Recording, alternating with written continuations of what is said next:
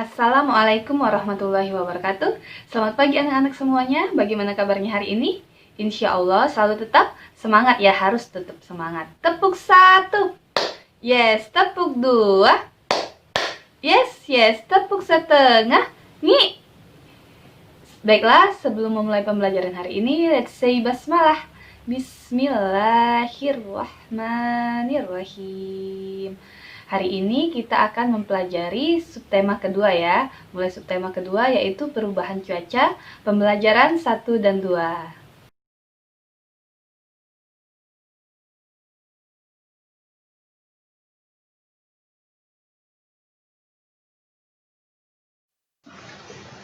Baiklah, kita mulai pembelajaran pertama hari ini. Kita akan belajar tentang perakiraan cuaca. Jika kemarin kita sudah belajar tentang cuaca dan keadaan cuaca, macam-macam cuaca, hari ini kita akan belajar tentang perakiraan cuaca. Sebelumnya, coba Ibu tanya lagi, sebutkan 4 macam cuaca. Ya, betul sekali, ada cuaca cerah, cuaca berawan, cuaca mendung, dan cuaca hujan. Nah, hari ini kita lanjutkan perakiraan cuaca. Perakiraan cuaca adalah perkiraan tentang keadaan cuaca yang akan terjadi.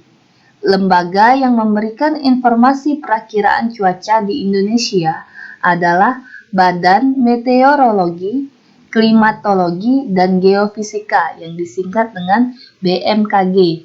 Jadi, badan yang meneliti tentang perakiraan cuaca itu adalah BMKG ya. BMKG ini sebagai informasi tidak hanya memeriksa tentang perakiraan cuaca, tetapi dari kepanjangannya meteorologi, jadi belajar tentang keadaan langit, baik itu matahari, bumi, bulan, bintang, itu dipelajari juga oleh BMKG. Nah, untuk perakiraan cuacanya itu pembelajarannya tentang klimatologi, ya. Dan yang terakhir geofisika, yaitu memberikan informasi tentang atau mempelajari tentang keadaan bumi. Misalnya terjadi gempa bumi, maka BMKG akan melaporkannya. Kita lanjutkan lagi tentang perakiraan cuaca. BMKG mengumpulkan data dari satelit cuaca dan radar cuaca. Satelit di luar angkasa memotret dan merekam pergerakan awan dan kecepatan angin. Informasi tersebut kemudian digunakan untuk memperkirakan cuaca beberapa hari mendatang. Cuaca dapat mempengaruhi kegiatan yang akan kita lakukan. Oleh karena itu, kita perlu mengetahui perakiraan cuaca.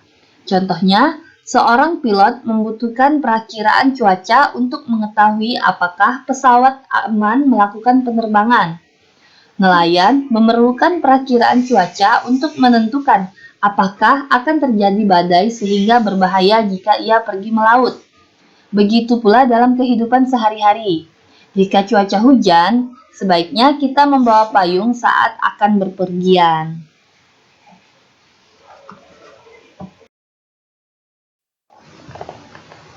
Dalam perakiraan cuaca, keadaan cuaca biasanya digambarkan dengan simbol berikut ini. Jika cuaca cerah disimbolkan dengan gambar seperti ini. Kemudian, ini adalah simbol untuk cuaca berawan. Lalu, ini adalah simbol untuk cuaca mendung. Kemudian, ini adalah simbol untuk cuaca hujan. Dan yang terakhir, ini adalah simbol untuk hujan berpetir. Jadi, jika Ananda menonton televisi, biasanya akan ada juga perakiraan atau ramalan cuaca. Di sana nanti reporternya atau pembawa berita akan menyampaikan perakiraan cuaca dengan di belakangnya ada peta Indonesia dan di setiap daerah akan ada gambar simbol-simbol keadaan cuaca yang Ibu sebutkan tadi. Selanjutnya kita akan belajar tentang pengaruh cuaca. Cuaca sangat berpengaruh bagi kehidupan sehari-hari. Tadi telah dijelaskan beberapa pengaruh bagi kehidupan sehari-hari, contohnya untuk pilot, nelayan, dan diri kita sendiri. Untuk mengetahui lebih lanjut tentang pengaruh cuaca, marilah kita jawab pertanyaan berikut ini. Pertanyaannya dapat Ananda lihat pada halaman 37. Boleh langsung ditulis jawabannya ya. 1. Apa yang kamu lakukan saat cuaca cerah? Jadi, apa yang biasanya dilakukan saat cuaca cerah, tapi tidak bisa dilakukan saat cuaca hujan? Ya, apa ya? Jadi, apa yang kamu lakukan saat cuaca cerah? Yaitu, jawabannya bermain di luar, menjemur pakaian, dan juga petani menjemur gabah. Yang kedua, apa yang biasanya orang lakukan saat cuaca mendung? Jawabannya adalah ketika cuaca mendung berarti menandakan akan turun hujan. Maka orang yang berada di luar rumah bersiap-siap pulang ke rumah dan menghentikan aktivitas luar ruangan seperti segera mengangkat pakaian yang sedang dijemur dan juga petani mengangkat gabah yang dijemur. Dan yang terakhir, apa yang biasanya kamu lakukan saat cuaca hujan? Biasanya ketika cuaca hujan, apalagi hujan deras, orang akan tinggal di dalam ruangan. Tapi Ananda, ada kan yang pasti ketika cuaca hujan akan mendung hujan? Boleh saja, tapi jangan terlalu lama karena Ananda bisa demam. Jadi itu adalah beberapa pengaruh cuaca dan kegiatan-kegiatan yang biasa kita lakukan ketika terjadinya perubahan cuaca tersebut. Kemarin kita telah belajar tentang pecahan. Hari ini kita akan belajar membandingkan pecahan yang pembilangnya sama. Mari Ananda buka bukunya pada halaman 32. Di sana ada gambar pai buah.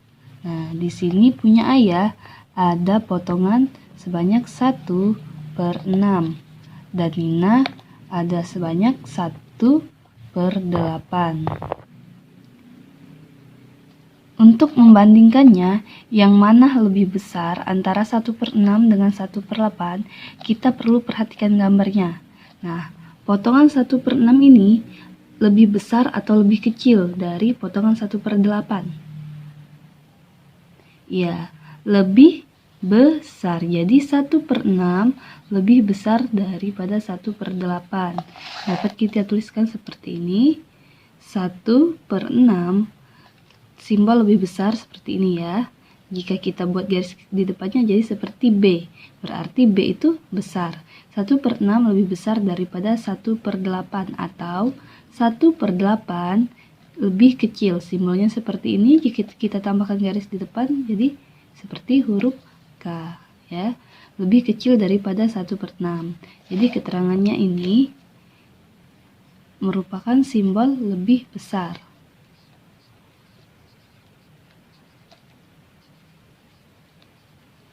Dan yang seperti ini, seperti huruf K, lebih kecil.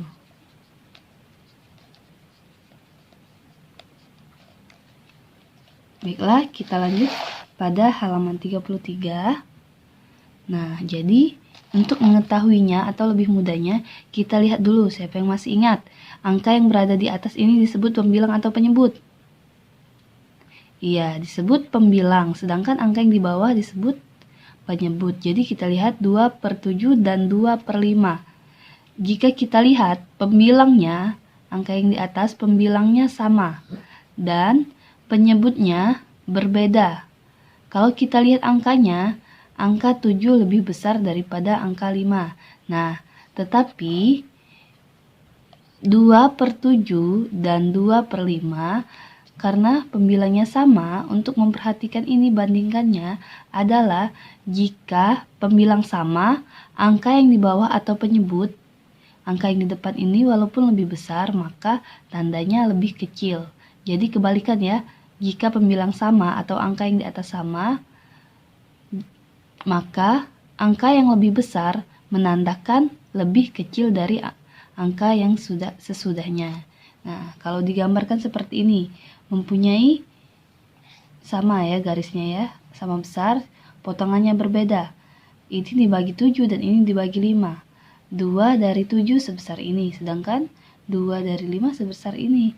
Kalau kita tarik garis, yang mana yang lebih besar? 2/5. Jadi 2/7 itu lebih kecil daripada 2/5.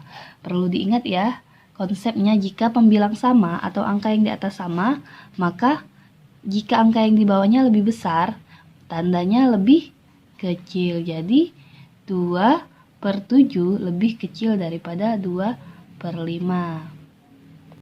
Silahkan buka contoh soal pada halaman 35. Tulis dulu di sini adanya gambar berapa pecahan masing-masing, silahkan ditulis. Ya, di sini ada 4/8. Yang kedua ada 4/5. Dan yang terakhir ada 4/6. Kita jawab pertanyaannya sama-sama. Nilai pecahan yang paling besar adalah, nah jika kita lihat nilai pecahan yang paling besar, kalau dari gambarnya yang ini ya, berarti 4/5. Nah, kita lihat apakah ini sama semua ya pembilangnya, angka yang di atas 4, 4, dan 4. Yang di bawahnya. Nah, kalau cari yang paling besar berarti cari penyebutnya yang paling kecil yaitu 5. Nah, 4/5. Jadi seperti itu ya. Untuk yang pembilang sama. Ya, ini hanya berlaku untuk pembilang yang sama atau angka yang di atas sama. Nilai pecahan yang paling kecil berarti cari kebalikannya. Kita cari angka yang penyebutnya atau di bawahnya paling besar, yaitu 8. 4/8. 4/8. Nah, kemudian pecahan yang lebih besar dari 4/6 berarti cari angka yang lebih kecil daripada 6 ya. Lebih besar daripada 4/6 berarti kebalikannya, yang lebih kecil daripada 4/6. Sama dengan 4/5. Dan pecahan yang lebih kecil dari 4/5 berarti cari angka yang lebih besar dari 5. Ada 2, ada 4/6 dan 4/8. Kita tulis semuanya. 4/6 dan 4/8. Nah, jadi ini adalah jawabannya.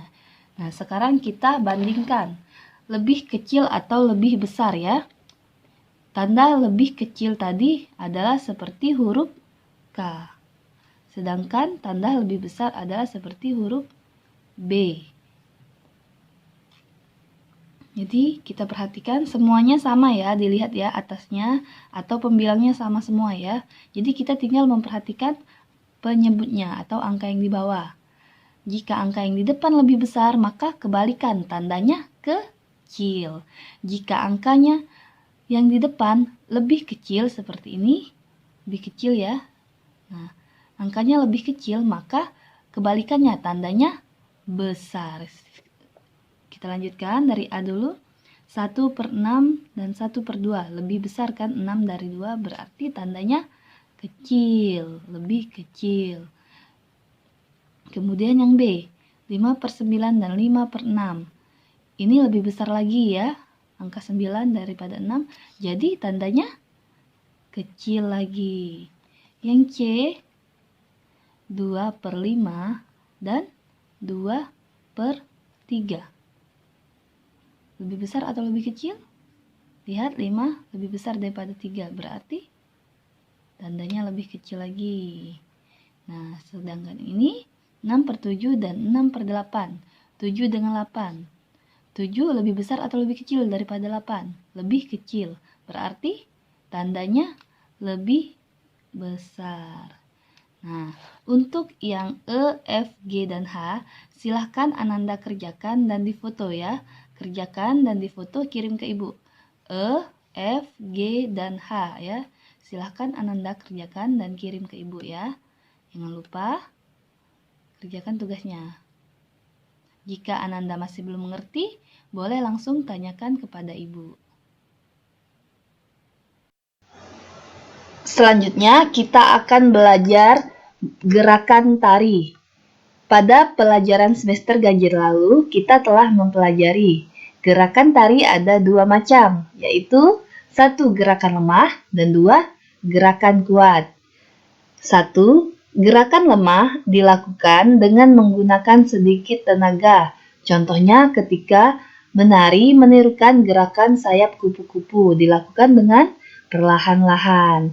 Kemudian, contoh tarian yang menggunakan gerakan lemah yaitu tari tanggai dari Palembang dan juga tari gambyong dari Jawa Tengah, tepatnya Surakarta.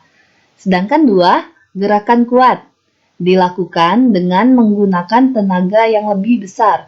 Misalnya ketika melakukan gerakan yang perlu menghentakkan kaki ataupun tangan dengan kuat.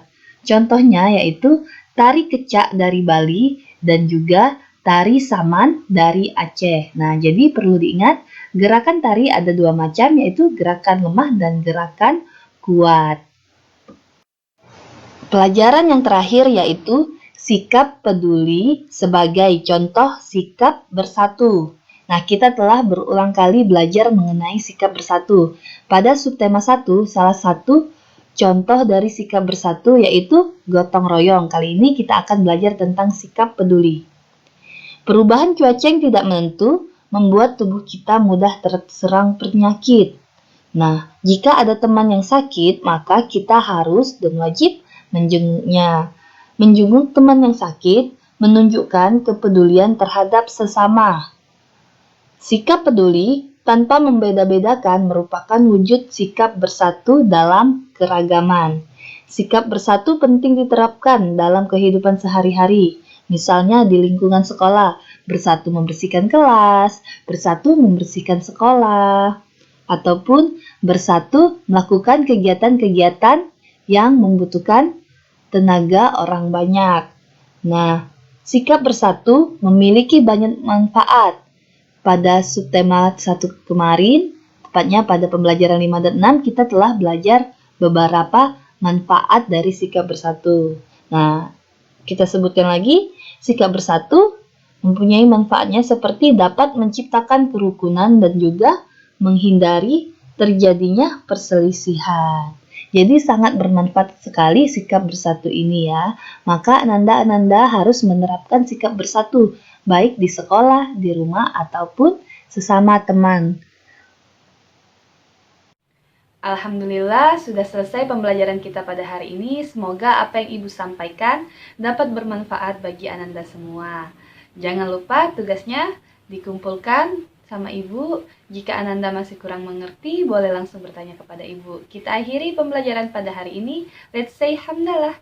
Alhamdulillahirabbil alamin.